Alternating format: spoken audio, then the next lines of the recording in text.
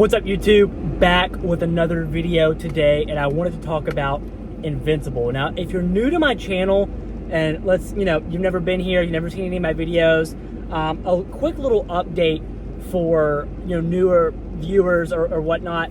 I got into comics about a year ago, seriously. As a kid, I really loved them, but never really collected or anything like that, seriously, as a kid. And as I got older, kind of phase in and out of different hobbies, and now I'm back into comics, collecting comics seriously. And so a lot of the big runs and big comics that have happened over the years I've missed out on, or essentially just haven't read. And so now I am spending time kind of catching up, playing catch up, reading all the big hits that everyone recommends. And one of those that I just finished was Invincible by Robert Kirkman, and man, this is banger. This does have 3 compendiums. This is compendium number 3. I let a couple friends borrow the first and second one. So if you're thinking about reading Invincible, obviously it has 3 compendiums. Start with the first one, probably the easiest format to read it. I mean, I've gone in pretty much every Books A Million I've gone in, and every Barnes & Noble I've been in, and almost every comic shop I've been in has usually every compendium for Invincible. So absolutely banger series.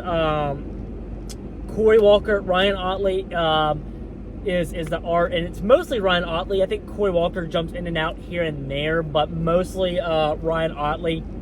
And if you've seen the show, I know the show got very popular over the past few years. If you've seen the show, you'll 100% like the comic.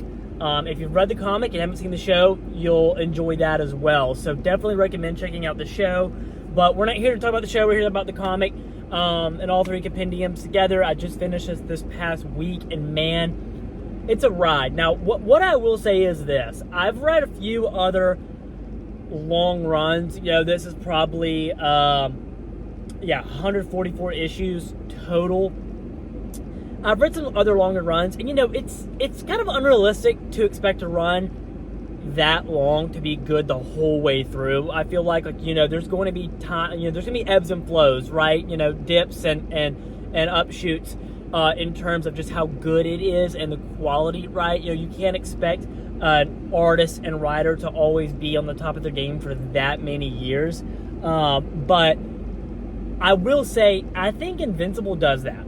There are some times in the comic where there's maybe not as much action, or the cliffhangers aren't as big, but Robert Kirkman does a great job of keeping you dialed in, keeping you focused, keeping you on the edge of your seat, even if there's something like not major happening. And I think that's really hard to do in a series this long, but he absolutely cooked in terms of just keeping me focused, keeping me dialed in, and essentially making me stay on the edge of my seat and wanting more. And that's really hard to do. So shout out to the creative team, Robert Kirkman, Ryan Ottley, Corey Walker, for killing it. I mean, the art is also a big part of Invincible. I mean, it seemed like Ryan Ottley was very dedicated to just doing Invincible, so he's very consistent in here as well. And then when he's not in here, you get Corey Walker, who's also a great artist. And this whole team is also part of the show as well, which I think is important to state. Again, I know we're not here to talk about the show, but it's really cool to see the creative team that put so much work into the comic be a part of the show as well. I think it's important. We've all seen adaptations, whether it be like an animated film or just, a real, life film, and it not be good because Hollywood just took it over and tried to make it something else. And it's like, dude, you need to just hire the original team that knows what they're talking about and that created the characters, and that's what the show did, and it's banger. But yeah, now if you don't know anything about Invincible, the plot, to try to keep it short, sweet for you guys, essentially there is a teenage boy who, lo and behold, his dad is very big superhero, pretty popular, right? Kind of like a Superman-esque type of hero named Omni-Man. And, really Omni-Man is just kind of this protector of Earth. And then you start finding out a little bit more, like where Omni-Man's from, where his people are from, what his people's past look like. And Invincible essentially inherits his dad's powers. His mom is human. Dad is obviously Omni-Man. and their race is the Viltrumite race. They're from the planet Viltrum, and essentially they, back in the day, they always conquered and are still conquering. And his dad really struggles with this idea of like, I was sitting here to do a task. Essentially, he like lies, and obviously these are spoilers, so if you haven't read this at all, like, you might want to click pause, go check it out, come back. But essentially there's just a lot of overcoming the past, overcoming what you thought you were supposed to be, learning what you're now supposed to be. And that's with Invincible, his dad, his love interest, his mom, like it's such a good, the one thing good about a series this long, maybe if you're kind of hesitant to jumping into something that long and making a big commitment, is it really is worth it, because you learn so much about the characters, and you question what they're doing, why they're doing it, when they're doing it, and is it good for them to do this and that. And it's a lot of times it's like the whole if you've seen the MCU, right, and you hear about Thanos trying to get rid of half the universe so the other half can just be super rich and thrive. It's like, I'm not saying I agree with that at all, right? We don't want any like crazy genocide or all of that. That's insane.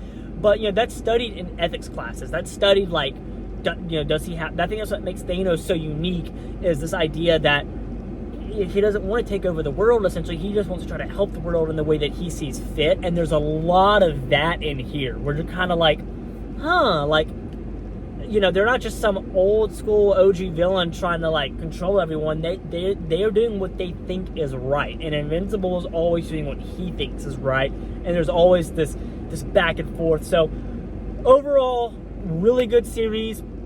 One of the better, probably I would say my top 5 reads thus far in comics as a new reader. Again, I've been at this for probably a little over a year now, like seriously collecting issues. I do, compendiums, omnibus, single issues, trade paperbacks. And so everything I've read thus far, this is definitely a top like 3 to 5. You get a lot of character development, a lot of character depth. You see a lot of death. You see a lot of like deaths and how they come back to life. But one thing Robert Kirkman, I think, does a really, really, really good job of, and I think he's been pretty vocal about this. If you've ever watched a Robert Kirkman interview, is he knows when to start, a beginning, a middle, and an end, right? No hate against Todd McFarlane and Spawn, because I think Spawn's such a cool character, but it's like, Todd McFarlane's big thing was get to issue 300, or get to 50, get to 150, get to 300, get to 350. It's like, some stories, excuse me, are better just to have an end. Just have an end, and then you can do series on other characters within the story, right? Now we have an ongoing Battle Beast title, which I love, right? Same creative team as well on that. So if you read this and you like Battle Beast and you haven't read that, I would highly recommend checking that out. I think I've done a review on Battle Beast as well. So scroll through my videos and go check out the Battle Beast review.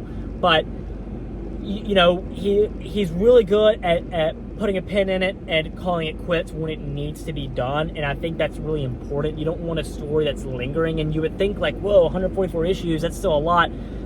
But it all makes sense, right? When you read it and you finish it, you're like, that was a great story. It had a pretty, decent climax, and then it had a good ending. And that's that, right? So highly recommend checking out Invincible if you haven't. It still holds up very well in 2026. Will probably be one of your favorite reads. If it's not, would love to know why. If you have read it and loved it, what did you like about it? What did you dislike about it? So, but appreciate you guys for checking the video out. I highly appreciate any likes, comments. Subscribing means the world to me. But yeah,